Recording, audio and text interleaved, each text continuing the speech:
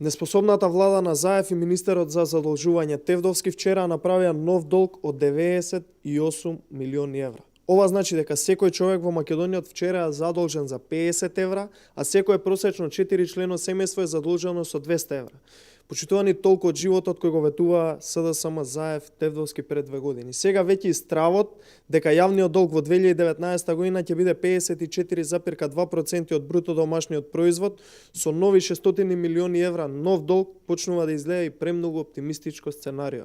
Сите психолошки бариери оваа власт ги сруши, а ако се земе предвид дека целата економија крахира и тоне, прогнозите се се поцрни и поцрни.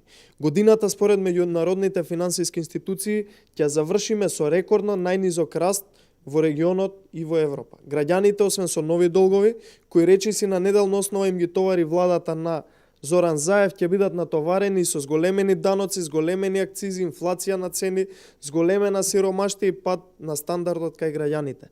Станува јасно дека со оваа власт граѓаните ќе се поделат на две социјални категории. Една ќе бидат членовите на криминалниот картел на власт, кои се богатат и се блиски до Зоран Заев и СДСМ, а втората ќе бидат сите останати граѓани, вклучувајќи пензионери, работници, млади и сите останати.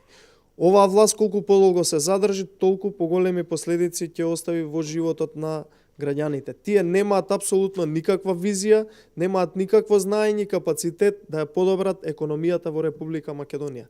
Нивниот принцип е купи ден помини, ама за жал го прават со кредити и секој нивен ден на власт граѓаните многу скапо го плаќаат во моментов, но и доправа скапо ќе го плаќаат и ќе ги плаќаат каматите во иднина.